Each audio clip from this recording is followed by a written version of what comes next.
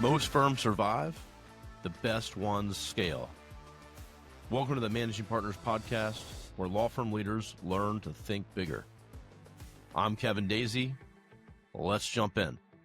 What's up, everyone? My fabulous lawyers out there. Got a really cool show today. I have Ari Kornhaber on the show, and he just has such a unique background, experience, and things that he's done through necessity and all kinds of good stuff. So excited to have Ari on today and share some cool things. So first off, Ari, thanks so much for joining me on the show. Kevin, it's truly my pleasure to be here. I was looking forward to this conversation. Excellent. Yeah, well, I certainly am. Some of the things that we're talking about, for me as a business owner, multiple business owner, questions that I have and things that I'm interested in learning more about as far as what's happening in the industry, some of the things you've done with your businesses, successes you've had, of course. And again, just your background from where you started to what you're doing now, I think is really unique and cool.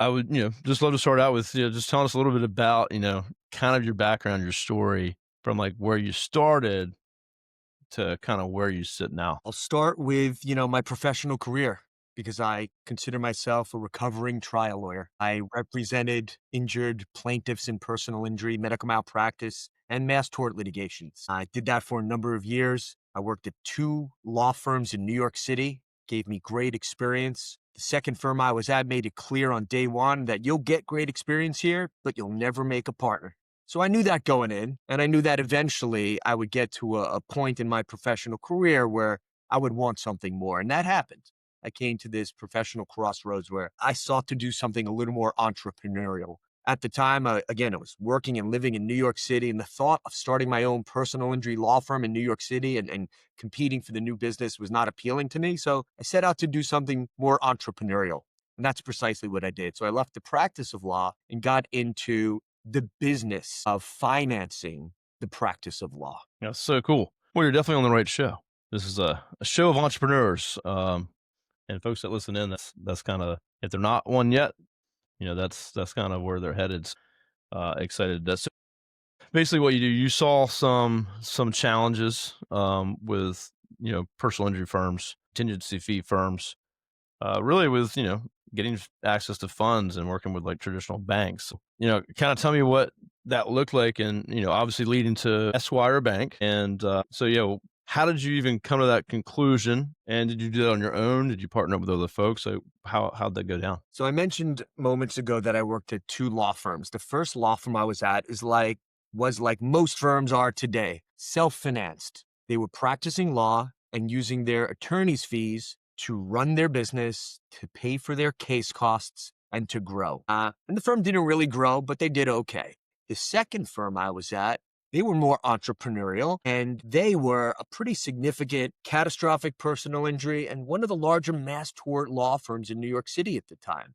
What I found really interesting was that they were financing their case costs on their single event catastrophic personal injury cases. And I'll tell you a quick story. I remember the first time I settled one of the cases that was assigned to me, and the client came in to sign the general release, presented the client with an itemized statement of all of the disbursements, the case costs, and there was a line item for interest. And the client said, "Mr. Kornhaber, what is this? You're charging me interest?" And I literally had to excuse myself from the meeting. I went to the managing partner's office and I said, "Jerry, we can't charge our clients interest. That's against the rules of ethics." He said, "Of course, we would never do that." He said, "We have a line of credit with a finance company that we use to pay for our case costs. And the rules of ethics state that the interest that they charge us, we can pass on to our clients if we win or settle their cases." And I said, okay. yeah. And I said, "Well, wait a minute. You guys just settled the fentanyl drug litigation for hundreds of millions of dollars." And he said, "And you think we're going to take our after-tax dollars and sink them into our case costs and just watch them depreciate?" He said, "That's not smart business." So I went back in, explained this to the client. She signed the release and took the check and went on her way. And it was an eye-opening experience. Like, here was one of the most successful law firms in New York City, yet they were borrowing money from a specialty finance company at 18%. They couldn't get bank financing. So that was one of the things that really opened my eyes to the need that, fast forward, Esquire Bank is trying to fill today. That's super cool. I mean, Makes a lot of sense. Think about even smaller things within your personal life or, me and my wife, in short-term rentals, right? So it's like how much cash you want to dump into a property versus, I just wanted to cash flow. I don't want to use all my cash. I'd rather borrow someone else's money. I don't want to offload all my cash. So it's put down as little as possible. That's what I'm looking for. So Right. At the end of the day, you want to invest your money, have that work for you. Look for smart debt. Not all debt is created equal, right? There's different rates, there's different terms, etc., covenants. And it's one of the things I spent a lot of time doing is really educating contingency fee lawyers about the different types of financing that's out there. Not every law firm is right for Esquire Bank. So educating these lawyers who often admittedly aren't great at business. Most of them didn't get a JD MBA. They didn't go to business school. They went to law school and they could pick up a file they've never seen before and try that case same day. But when you start talking to them about their P&L and their balance sheet and budgets and things like that, again, admittedly, that's not their strong suit. The good news is a lot of these lawyers are hiring CFOs and C-suite executives and delegating these responsibilities because the modern day contingency fee lawyer recognizes that they're not just practicing law, they're running a business, and you could do both successfully. 100%. You're singing we're on the same sheet of music for this show for sure. That's what it's all about. That's what I preach all the time. It's, the business of law. It's, think like a CEO, not a lawyer. If you're in fact trying to build um, a successful firm that scales and grows, and it's not stagnant. So, what a question I would have, I know of a few firms right this second that are struggling. Contingency fee firms have had, and because they reach out and talk to me, they're concerned, they're struggling, the leads are not where they should have been, and they're sitting on cases and they're funding them themselves right now. And so, just interestingly, I've literally had 3 or 4 that I've talked to in the last week that are like, I don't even know how I'm gonna make it 6 more months or one more year. As far as Esquire Bank's concerned, is that kinds of firms that you can help, or are they kind of too far in a deep spot? Like, what kinds of firms are you looking for? Ones that are prepped and prepared, building that kind of, you know, line of credit, if you would, with you, or, what would be the right type of firm that would reach out to you all? I'll take a step back. So Esquire Bank is a national commercial bank. Okay. That means we're regulated by the OCC. That means we have the same FDIC insurance as every other bank out there. We are a true bank. We capture deposits and we provide financing. Our niche is the legal community, and within that community, all kinds of contingency fee law firms. And you asked me about sort of the origin story, and I told you about the eye-opening experience. The moral of that story is traditional banks don't understand the business of being a contingency fee law firm. It's not their fault. When you look at the business of being a contingency fee law firm, it's unlike almost every other business that exists. You're talking about these lawyers that are struggling. These are professionals who, if they're litigating cases, have to work on cases for, on average, 2 to 3 years before they generate revenue. Therefore, compared to other businesses, their cash flow is extremely irregular. And if you're a lender, would you rather lend to a business that has regular, reliable cash flow or a business that has irregular, unpredictable cash flow? Yeah, Obviously, predictable. predictable. So traditional banks would rather lend to businesses with predictable cash flow. That's number one. Number two, banks also could lend against assets. So they'll look at a business's P&L and their balance sheet. If you look at a contingency fee law firm's balance sheet, you'll see that they have no assets on that balance sheet. So traditional banks say, well, again, can't lend to you. I can lend to these other 9 out of 10 businesses that have assets. But then they say, well, wait a minute. We also can lend against AR. We like to lend against AR that monetizes every 30, 60, 90 days, maybe 120 if they're progressive. Again, litigating law firms that are working on cases for 2 to 3 years, there's no real AR there until they settle a case. And then that case pays in 2 weeks or 30 days. So that's not an opportunity. So that's 3. Number 4, asset-based lending.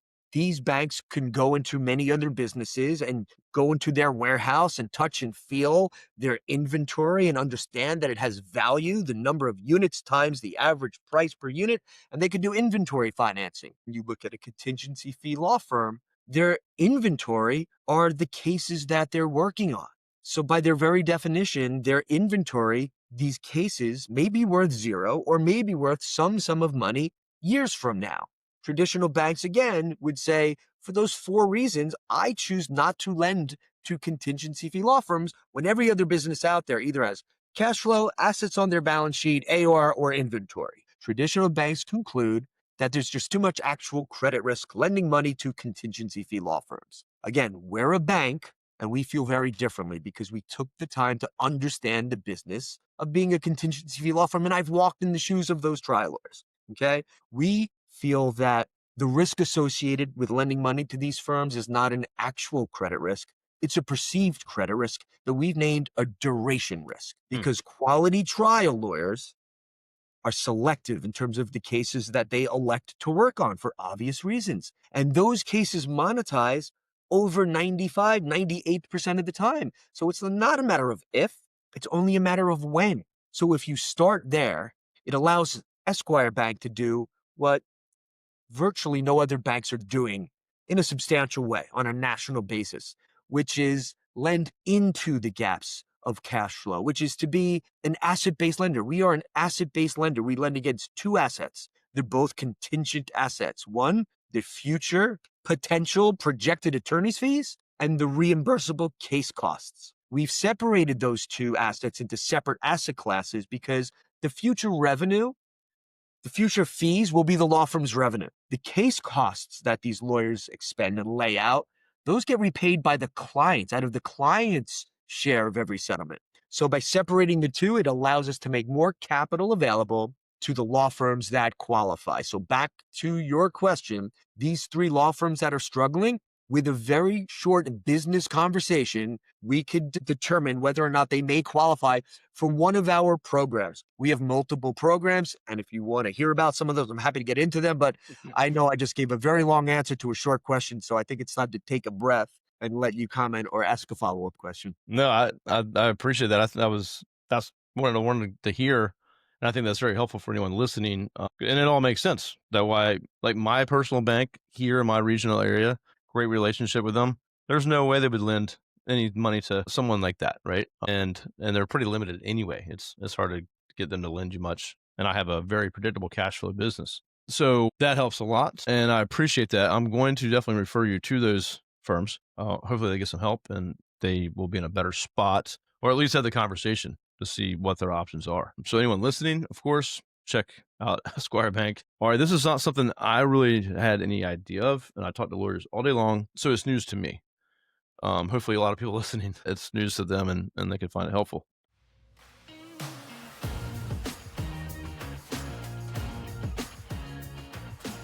Thank you for tuning into the show today.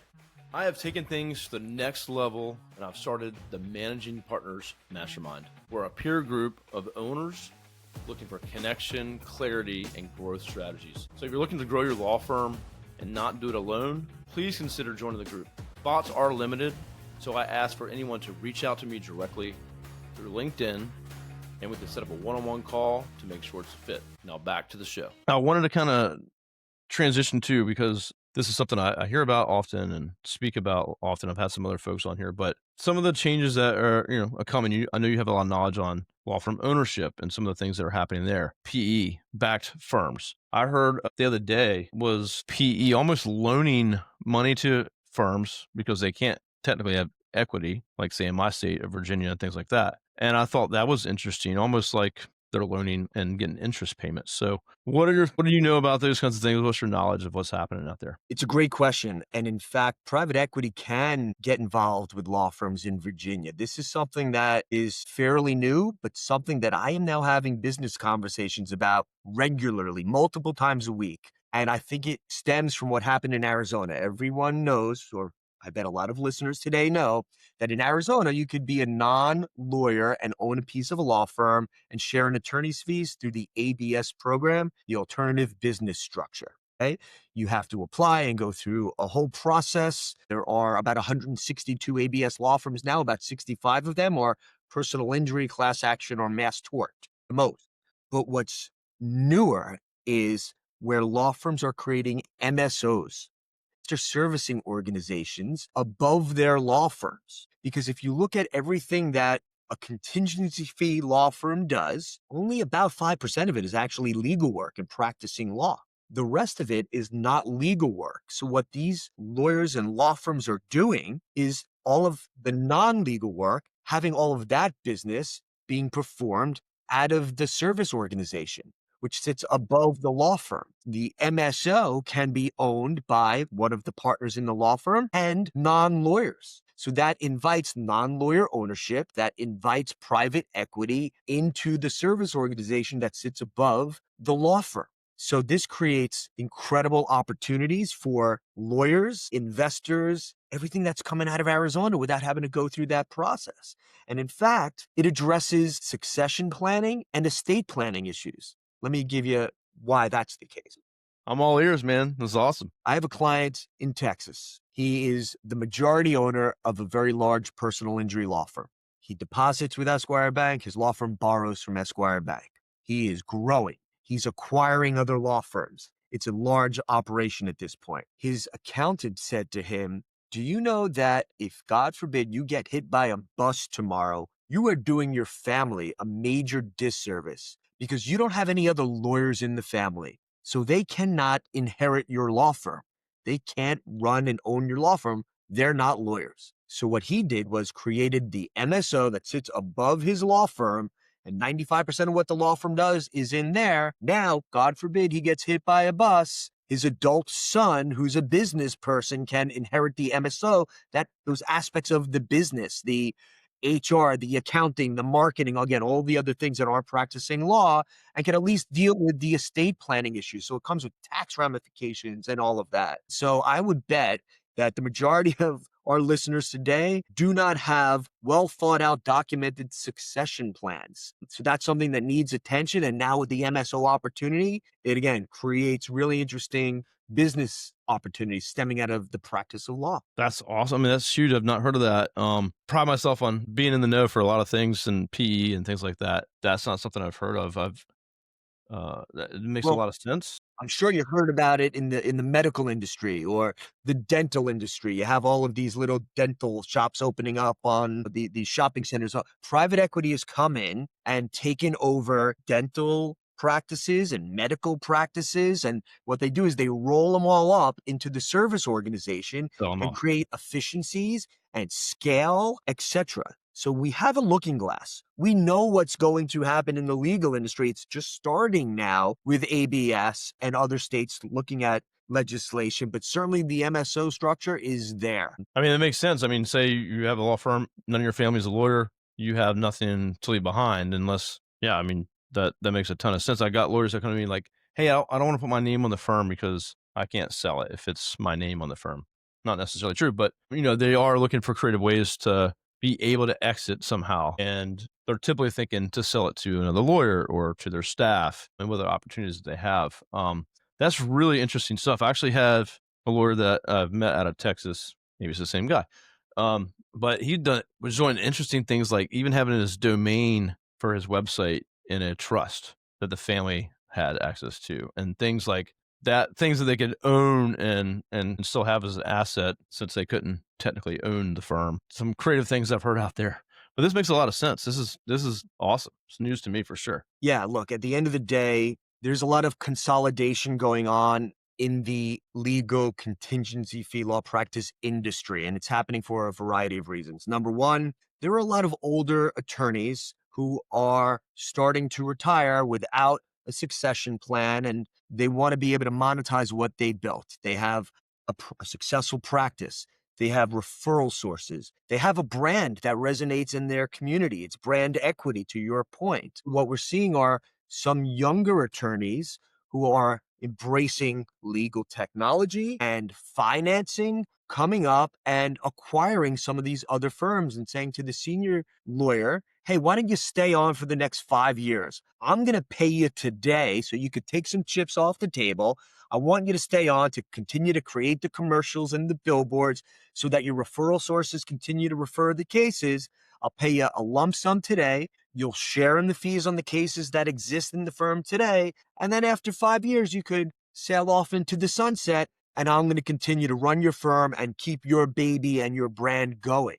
Beyond that, that Smart. acquiring law firm is actually, again, creating the MSO and then acquiring multiple law firms and rolling up the operations into the MSO, right? You don't necessarily need 3 CFOs, 3 bookkeepers, multiple marketing companies working for 3 law firms. A lot of ways to create efficiencies there. And that's what private equity is doing through ABS and MSOs. They've approached a number of my clients. I've seen the offers. Private equity is offering between 20 to 50%, to buy 20 to 50% of the law firm. And these lawyers are saying to me, look, I'm not ready to bring in private equity as a partner. I built this myself. I want to continue to do this, but it's opened my eyes. And maybe I would like to do this in a number of years. So instead, I'd like to continue to reinvest in my law firm, continue to grow it, and Be worth whatever more. they're offering me today will be a multiple in 3 or 5 years. If they're offering me some multiple of my EBITDA, let me grow my EBITDA and get a bigger payday 3, 5 years from now. Yeah, if you're looking to sell, 3 to 5 years to plan to get the biggest value for sure.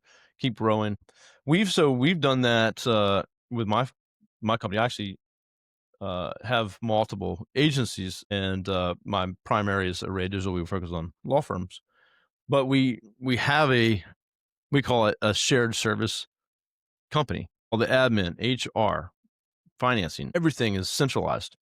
And each of my agencies use the same central team, and we're even centralizing softwares, task management systems, all that, all at this one entity. If we want to start a third or fourth or fifth, that company, the main company, can handle everything. No redundancy. I mean, yeah. So it's kind of similar to what you're talking about. Yeah. And to a private equity company, we'll look a lot more valuable if we ever were to sell. We have the shared service company, we have the niche industry agencies, and we have more of a platform style company, if you will. So that's interesting. I never heard about. Glad I got on your program before you said a private equity. Yeah, well, it's I've never heard that with the law firm structure, and it makes a ton of sense. And so yeah, with the law firm, when they bring us on, we're doing marketing, right?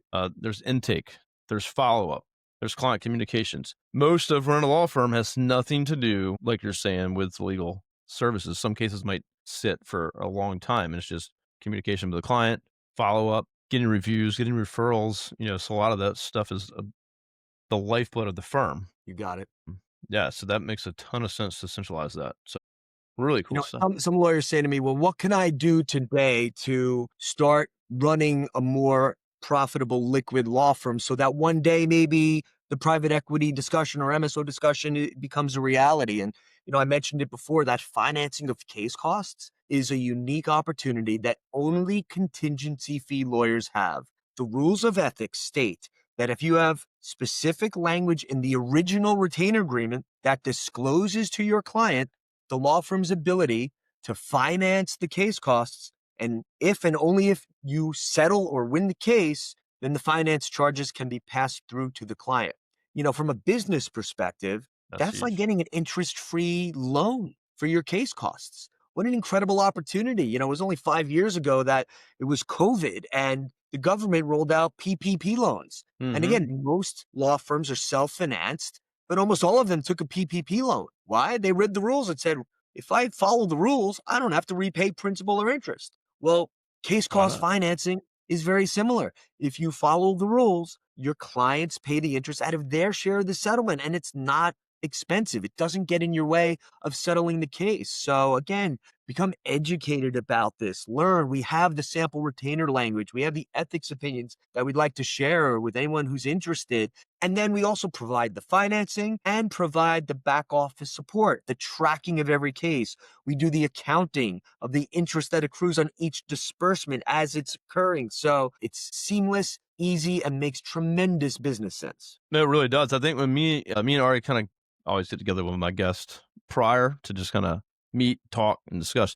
And I was telling him, I think of a workshop that I did in his entrepreneurs organization, which is a mastermind kind of group worldwide. And one of the exercises, they brought in a speaker, kind of similar to you, like someone in finance, and we did an exercise. And the program is called like Growth Through Debt or something like that. And it was basically like we did the exercise of what are the people that I'd need to hire, softwares that I would need, things that I would need to grow to whatever your goal is. So yeah, I want to be from 1 million to 5 million. Cool. Write down all the things you would need to probably get to 5 million. And we did that. And then they said, okay, well, what if you could get all those things today? Instead of waiting 5 years, you get there today. And it was kind of like this aha moment of like, holy crap, So they're basically you can get an SBA loan or you can get financing or whatever to hire the lawyers, hire the staff, build the systems, get the great intake systems and team. Do it now instead of waiting. So you want to get more multiples, increase your EBITDA. Why use your own money, right? Get there today and scale faster. So that's what made me think of that when we were talking before. So it's interesting. Yeah, What and you don't know, you don't know, right? that's right. And we don't know a lot, right? We learn from our clients. We actually create case studies when we see our clients growing exponentially. We dive into the data, show it back to them. And what's really interesting, we just did a study on about 100 law firms that have been borrowing money from us for at least 5 years or over the last 5 years. And those law firms have a CAGR, a compounded annual growth rate of 15% over 5 years. That is incremental, sustainable growth across 100 law firms. Number one. Number two, like I said, we learned from our law firms. There was one law firm that when I met them, they were self-financed. They had millions of dollars out in case costs. They had a big working capital line of credit. I explained the value of the case cost line of credit where you could pass it through. And the managing partner said, so if I change my retainer agreement over the years, you're going to give me a multi-million-dollar case cost line of credit? I said, absolutely. If you think about it, your case costs are a fraction of the value of these cases, a fraction of what your fees are going to be. And we did that. And over time, those cases resolved and the new cases were retained with the new retainer agreement. Now they're financing their case costs on their catastrophic personal injury cases. And one of these lawyers sat down for a video testimonial because they literally said it was life-changing. The millions of dollars that was sitting in their cases went back to the partners. When it went back to the partners, it was not a taxable event. They already earned their fees and paid those taxes. It was the after-tax dollars that was sitting in their cases in case costs. So when it went back to them, it was just found money, not taxable. But what I learned was one of the partners said what they realized their lawyers were working on too many cases. So when they freed up these dollars that were locked up in their cases and case costs, they went out and hired 2 more trial lawyers and took cases away from all their existing lawyers and gave them these 2 new lawyers. They said all of their cases were resolving faster. Their clients were happier. They were generating more revenue, getting better reviews. They said it was one of the greatest things. And I said, I never realized that. The economic benefits of case cost financing are clear, but some of these other benefits are not so obvious. And that's one of them. That's awesome. I mean, yeah, you're trying to have just a handful of lawyers and everyone's got to be overworked. Cases are dragging, not moving forward. That makes a lot of sense. Be more efficient. Seems like way more efficiency out of a couple extra lawyers taking the load, but that costs Or, more money. exactly. Or get some new technology, new case management system, new intake software with AI, new medical record retrieval with AI. I mean, there are so many opportunities today that didn't exist literally 3 years ago, but it takes capital. And that's sort of the theme. Look, being a contingency fee law firm is a capital intensive business. You need capital to run the business, pay your employees and keep the lights on. If you're litigating, you need capital to pay your experts, to be able to get your clients full value. And if you want to grow, that takes capital. So that's why if you're self-financed, it's often the growth that's stunted because they got to keep the lights on. They got to pay for the case costs. But if they look at, again, the money that's sitting in their cases and case costs, if they go from being self-financed to financing that, you unlock your after-tax dollars to invest in the legal tech or the hiring. It makes so much sense. Or just invest it personally and let your after-tax dollars do something accretive instead of depreciating in your cases. No, I mean, it's awesome, man. It makes a lot of sense to me. And another thing that I hear recently, I had someone on the show, and they get nursing home cases. But they just refer them out because they can't afford to have someone that specializes in that, which is pretty specialized, and they cost too much to sit there if they don't have enough cases. And so, they just farm it out. And there's lots of other types of cases like that. They just refer out and they get a referral fee. But that's the problem I hear is we don't want to carry the cost of that expensive case. Yeah, there are ways to solve for that. If you really look at the economics of referring the case out versus getting a bank line of credit, the bank line of credit is less expensive than giving away 50% or whatever the referral fee is to the handling attorney. And by the way, a lot of this, Kevin, it's just math. So when we have these business conversations with the attorneys, we break it down to math and we show them the numbers and show them over time what costs if you're applying the interest or the opportunity cost, etc. And if the cost of the debt is less than the return on the investment, then it's accretive. And we have ways to show that. That's awesome, man. I love it. Really cool stuff you shared on the show today. I know some of it's news to me. I'm sure there's attorneys that are listening that are like, oh, yeah, I know that.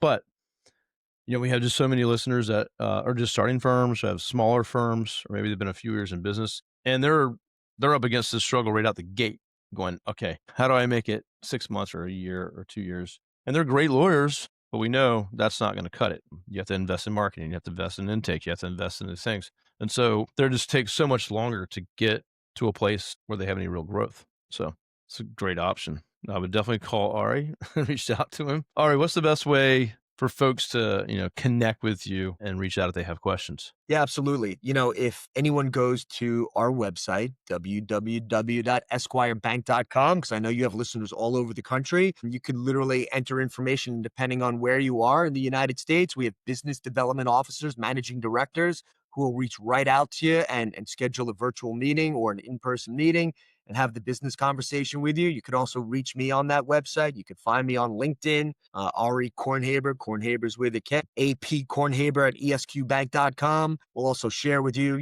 after this interview, some other ways to get a hold of me. And look, at the end of the day, I would welcome the opportunity to have as many business conversations with as many of your listeners that are out there. We have small loan programs, we have asset-based lending, and all kinds of interesting programs in the middle. So I really appreciate the opportunity to have the conversation with you today. Thank you. Hey, Ari, I appreciate you coming on the show. Thanks for the offer to talk to folks that are out there that have questions or looking for help. And yeah, if anyone is listening, you want direct connection or contact, if you can't find them or you can't spell his name, let me know. Ping me, DM me, email me, and I'll make sure that the connection is made. So thank you so much for for joining me on the show today. Cool stuff. Excited to talk to you again about more of Do it this again stuff in the sometime. future. Yeah. Thanks, Everyone, Kim. thank you so much for tuning in as always, and we'll see you on the next episode. Goodbye.